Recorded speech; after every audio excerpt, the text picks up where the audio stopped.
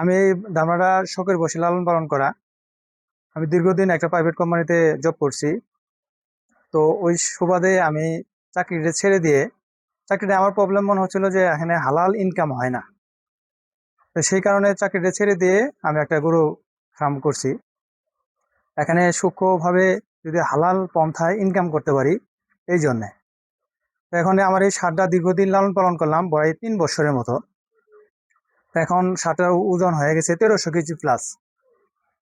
তো আমি এমন একটা হৃদয়বান ক্রেতা চাচ্ছি যে এই গরুটাকে সে আমার উপযুক্ত একটা মূল্য দিয়ে তিনি যেন কুরবানির জন্য ক্রয় করে।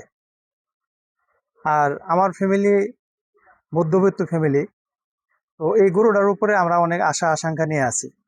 তো যদি গরুটা ভালো দাম পাই, আল্লাহর রহমতে বাকি দিনগুলো আমরা ভালোভাবে চলতে পারবো।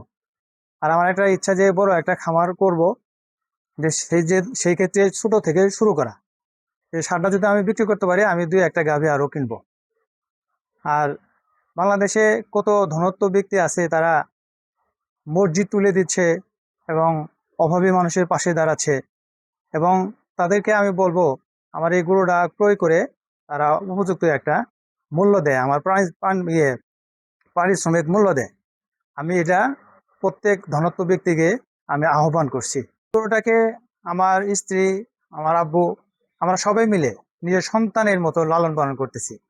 আর একে ছোটবেলা থেকেই পর্যাপ্ত পরিমাণ দুধ খাওয়ানো হয়েছে। আর আমাদের চর এলাকায় মিষ্টি আলু পাওয়া যায়, একে পর্যাপ্ত পরিমাণ মিষ্টি আলু খাওয়াই, এখনো খাওয়াচ্ছি। এবং যত প্রকারের কালাই আছে, আমাদের মাছ কালাই, মসুরের ডাল এবং সয়াবিন মিল, ভুট্টা এবং গমের ভুসি, এরপরে হচ্ছে আপনার এই মসুরের সরিষা খোল, এরকম ধরনের বিভিন্ন আইটেম দ্বারা পরে 14-15টা আইটেম তাকে খাওয়ানো হয়। আমি গরুটাকে ছোটবেলা থেকে অনেক লালন পালন করছি।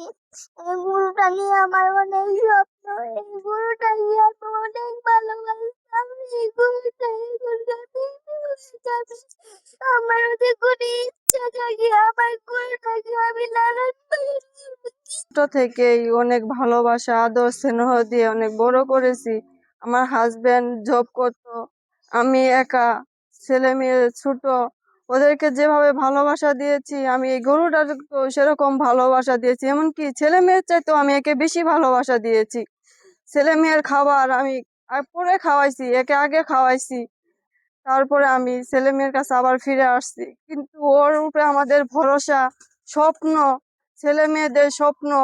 এই গরুটা যদি আমি ভালো দামে বিক্রি করতে পারি, তাহলে আমাদের ছেলে মেয়ের ভবিষ্যৎটা ভালো হবে, ওদেরকে ভালো সুশিক্ষায় আমি মানুষ করতে পারবো। কান্দি ইউনিয়নের ইসলামপুরের অন্তর্গত একজন আমাদের রেজিস্টার্ড খামারি। উনি দীর্ঘদিন ধরে সার মোটাতাজাকরণ প্রকল্পের সাথে বা প্রযুক্তির সাথে যুক্ত। আমরা উপজেলা প্রাণী সম্পদ দপ্তর থেকে ওনাকে নিয়মিত ভিজিট করি, পরিদর্শন করি।